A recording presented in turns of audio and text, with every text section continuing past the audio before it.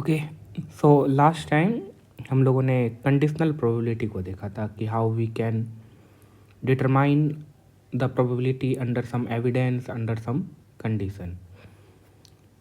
So we looked at the formula for that. अभी एक हम एग्जांपल लेते हैं. तो सेम एग्जांपल लेंगे जो कि हम लोगों का चलते आ रहा है. जैसे कि इस एग्जांपल में हम लोग क्या करते हैं कि we role 4 sided dice.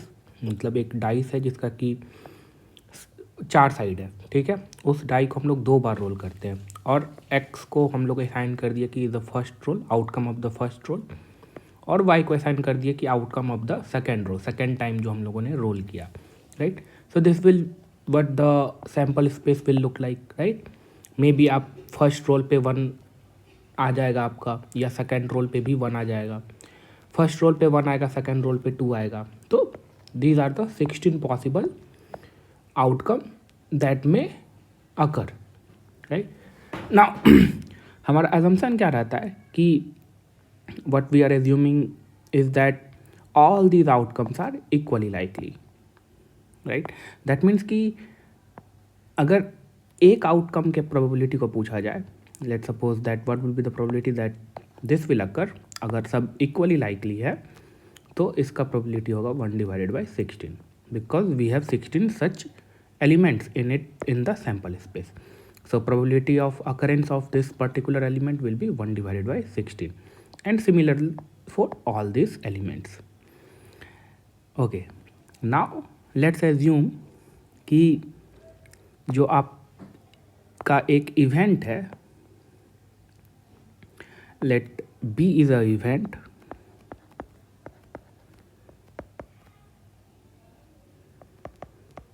event such that so B event क्या है, पहले बी को डिफाइन करते हैं. Is the minimum of this X and Y is equals to 2. इसका मतलब क्या हुआ, minimum of X and Y is equals to 2. X क्या है, outcome of the first role.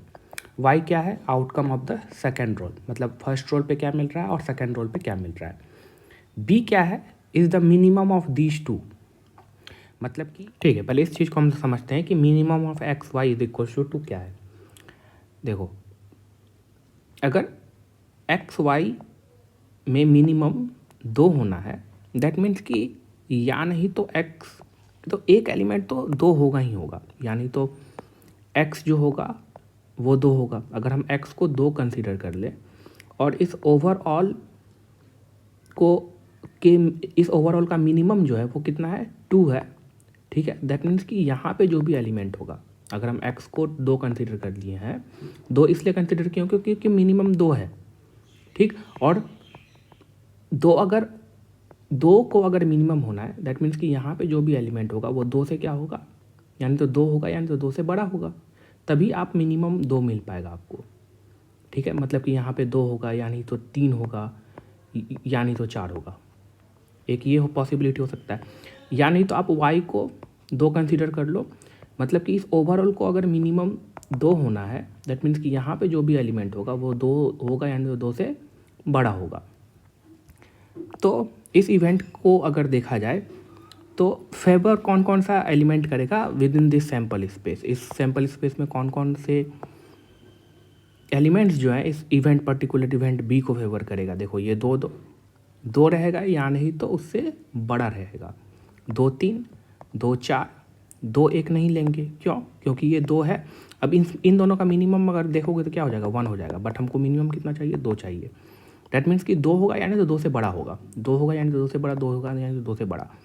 ठीक, और ये भी हो सकता है आपका 2 यानी तो 2 से बड़ा, और कोई ये नहीं होगा.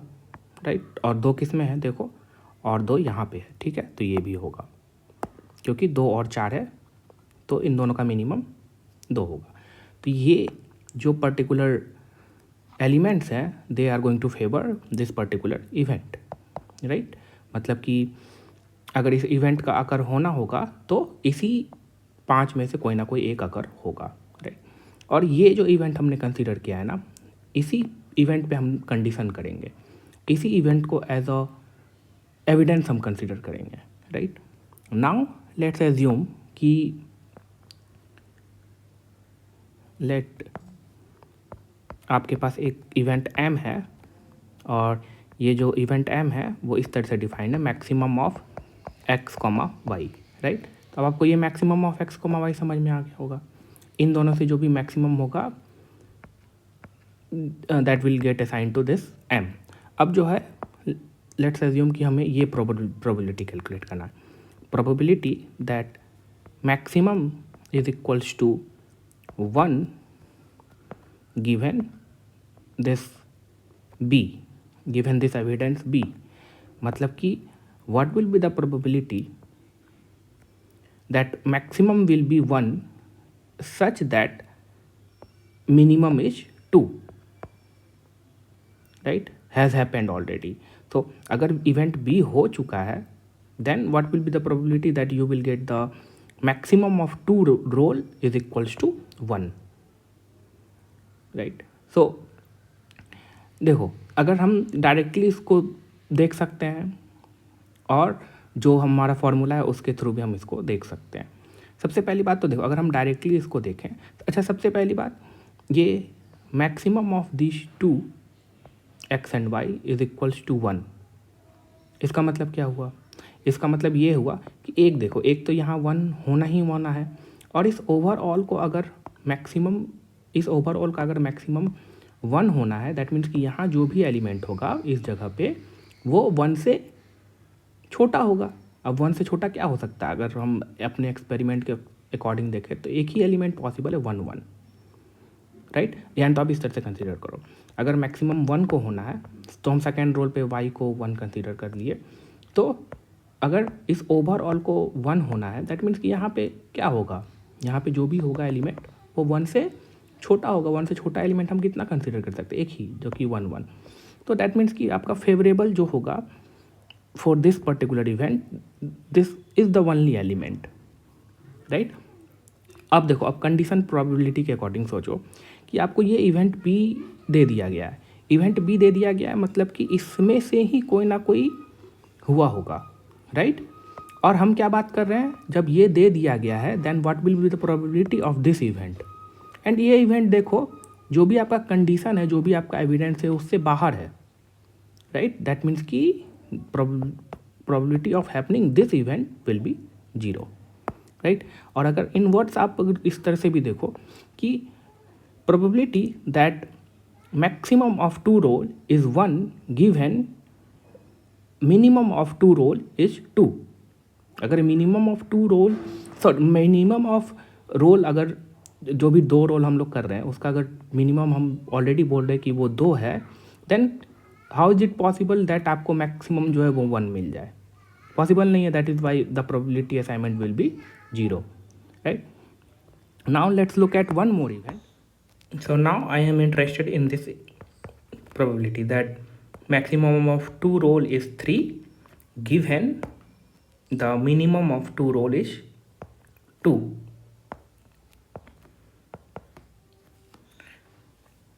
तो देखो सबसे पहली बात तो अगर हम इंट्यूटिवली अगर इस चीज़ को देखें, इस प्रोबेबिलिटी कैलकुलेशन को, तो गिवन बी मतलब कि अगर ये इवेंट हो चुका है then what will be the our revised model. So in our revised model if this event b, so event b के होने का कौन कौन सा फेवरेबल है, ये सब सारा चीज़ है। मतलब कि इवेंट बी अगर हो चुका है तो इसी में से कोई ना कोई अकर हुआ होगा, राइट। अब इस में से जो भी अकर हुआ होगा, right. Now in this world I am going to look that what will be the probability that m is equals to 3, m is equals to 3, ठीक है। उससे पहले हम इसके बारे में बात कर लेते हैं। Let's forget about right now the conditioning thing. सबसे पहले हम इस चीज़ को डिकोड कर लेते हैं कि what is this m is equals to maximum of x y is 3। इसका मतलब क्या हुआ कि एक तो आपको 3 होना ही है, और अगर ओवरऑल को मैक्सिमम 3 होना है दैट मीन्स कि यहाँ जो भी एलिमेंट होगा वो 3 से छोटा होगा। तो इस इवेंट को फेवर कौन कौन सा एलिमेंट करेगा, पहले उसको हम मार्क कर लेते हैं। तो 3 यानी तो 3 से छोटा, तो 3 यानी तो 3 से छोटा ये होगा, ये 3 यानी तो 3 से छोटा, ठीक है। और 3 यानी तो 3 के इक्वल यानी तो 3 से छोटा, ठीक है। ये नहीं होगा, ये होगा, राइट, और कौन सा होगा, ये भी होगा. So these are the events that is favouring, these are the elements जो कि मैंने सर्कल किया है, these are favouring this particular event. अब हम लोग फिर से बात करते हैं. अब क्या है कि ये इवेंट हो चुका है, दैट मीन्स कि जो भी इवेंट हुआ होगा वो इसमें से कोई ना कोई अकर हुआ होगा. अगर इवेंट बी हो चुका है तो यही कोई ना कोई एलिमेंट हुआ होगा, ये येलो कलर में जो भी है, राइट. अब जब ये हो चुका है then I am asking that what is the probability that maximum is 3. तो ये अगर हो चुका है देन आई एम आस्किंग, मतलब कि now I am residing in this world, now I am asking that what will the probability that m is equal to 3, तक मतलब कि maximum of 2 roll is equal to 3. So favourable कौन कौन सा है, ये है एलिमेंट है, ये एलिमेंट है. टोटल एलिमेंट कितना है, 5 है, right. So what will be the probability, 2 divided by 5. So this will be 2 divided by 5. ये तो था आपका इंट्यूटिव अप्रोच, जैसे कि जिस तरह से आपने कंडीशनल प्रोबेबिलिटी को समझा है. फॉर्मूला के थ्रू हम लोग देख सकते हैं इसको ईजिली, राइट.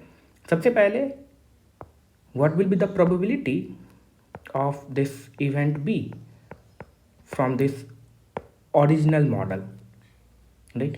हर एक प्रोबेबिलिटी जो है इक्वली लाइकली है, और total probability of this b what is it. So b में एलिमेंट ये सारे फेवरेबल है, so what will be the probability of b, probability of b will be कितने हैं, 1 2 3 5, तो 5, और हर एक जो है इक्वली लाइकली, तो 5 डिवाइडेड बाई 16, ये हो गया.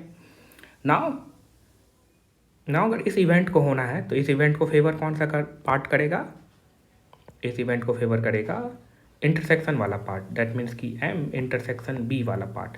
And what will be the probability of this m intersection b, right.